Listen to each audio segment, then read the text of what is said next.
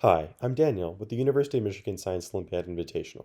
Today I'll be showing you how to input your student information, make sure all your students are eligible, and then assign them to teams and events. A note, we're not going to be talking about signing up for specific time blocks today. That will be covered in a later video, but really we're just going to cover the process from inputting students into the Science Olympiad website to getting them all registered with their teams and being able to get them all attributed to their events.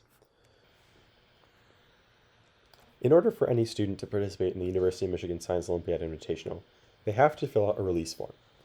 In order to distribute the release forms to your students and their parents, you can click the Release Forms tab. This will generate a URL that you can send to yourself, parents, volunteers, and it will provide them with the functionality to read through our release form and digitally sign it. Here's how that looks.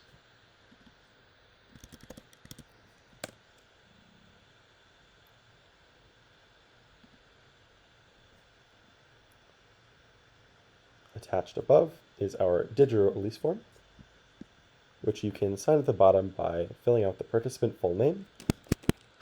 Say this is going to be test student, and then a digital signature, which will sign here, and then submit the form. In this way, it makes it very easy for students to fill out their releases, as well as to get their signature from the parents. So the big portion that you're going to be focusing on today is the compliance. Particularly, we want to take a look at the student team event assignment. Additionally, we'll want to look at the upload documents, release forms, and documents for head coaches. So when we go to the student team event assignment, you can see a number of buttons at the top. And these buttons pretty clearly illustrate the pipeline going from inputting students to putting them on teams, sending them to events, looking at those schedules, and contact them as well. So we'll go from left to right here. So what you can do is you can click Add a Student to input a new student, just put in their last name, first name, grade. So we'll say, that's a student test, grade 12. And then note, you won't input the login ID or the password, but you can optionally provide their email. So we'll just do that. We'll say dhooks plus student test at emich.edu. You can also modify the release submitted in alternate fields, but at this point, you can play around with that yourself. That's not particularly what we're focusing on in this video. So now that we've saved those changes, we can see our test student. You can also see that it's generated a login ID, and it has also generated a password. If you want to, you can create, or you can reset the password if they forget about it, which makes it very nice that you don't have to, remove them and then add them again. Additionally, all students, when they sign up, should get an email, but if they don't, you can click Email Students and to ensure that all your students are on the same page. Let's go back to the student roster. So additionally, what you can do is you can import students. I recommend taking a look at this, especially if you already have your student list in an Excel file by chance. So you can create a CSV, which is a comma-separated file, where the fields are first name, last name, and grade. Additionally, you can add the email. So going back to the roster. Now that we've come back to the roster, we can take a look at the mapping phase of mapping the students to their teams, as well as to their events. It's a very simple process if you click Students to Teams here. As you can see, I have already assigned a single team for my example high school. So let's just add a couple students to that team. We'll add those to example high. And now my student pool is empty and my event high team has been fully populated. Now, when we go to Students to Events, we can see a list of all the students we've added to the EH team. Let's say this student is a power student who is enrolled in all of the events. And you can really just go through and map all of the students to whichever respective events they're signed up for. It's a pretty simple checkbox design, so it should be a fairly streamlined process for you. Once you've done that, you can click Save Changes. Additionally, you can preview the changes to see exactly what that'll look like.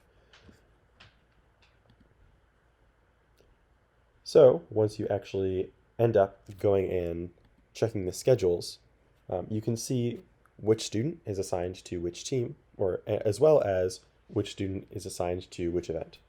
So note that the time block is empty at this point because we have not yet entered the registration phase, but that'll be one place that you can see that information.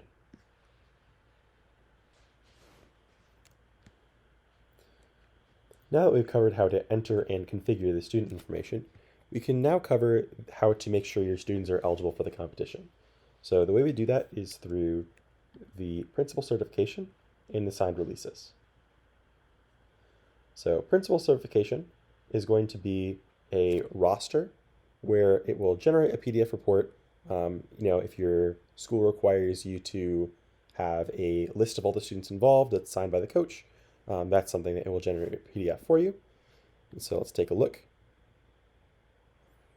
Here we can see all the information. It gives you your team name, school name, as well as the team number, just to give you a little bit of an audit on who's all registered. More importantly is going to be the signed releases, where you can go and see exactly which of your students have signed their releases and which ones have yet to do so.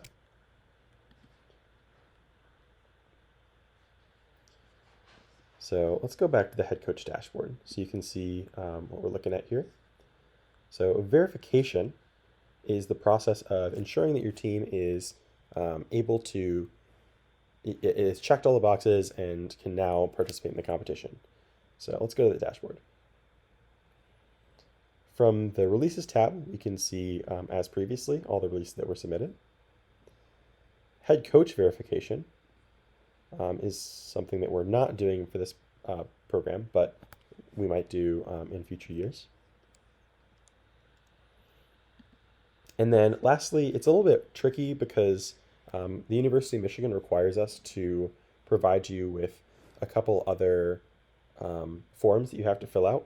So most notably is going to be the virtual team participation agreement. So with 2021, the University of Michigan has put out a virtual participation agreement that you can fill out and upload into a Silent Olympiad. So the location that you're going to find that is Documents for Head Coaches. Additionally, if there are any other PDFs that we provide for you, with additional information or forms you need to fill out, that's where that is where that will be. So let's take a look at that. And then we can pretend we filled it out.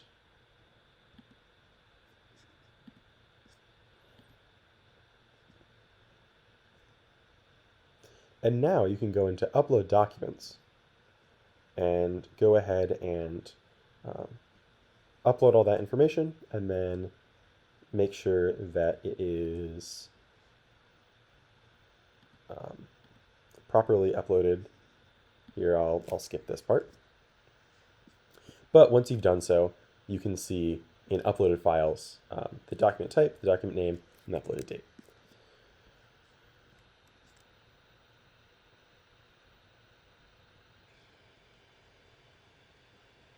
With these steps, we've covered the pipeline for entering students and registering them into the competition, from input or import to verification and release forms, to make sure that they're eligible for the competition, assigning the students to the teams and their respective events, and then lastly showing you roughly where you'll be able to see what students are signed up for what events during what time block. Additionally, we covered where you'll find the head coach release forms and where to upload those. Lastly, I would recommend checking out the head coach reference guide. So this is a document that is released by the developers of Scilympiad, in which you can see a detailed description of all the functionalities you'll need to be familiar with and what you'll need to know for the day of competition. I'd highly recommend checking it out. Hopefully, from this point, you feel prepared to get your students registered and make sure they're all ready to go for the day of competition. Thanks for watching.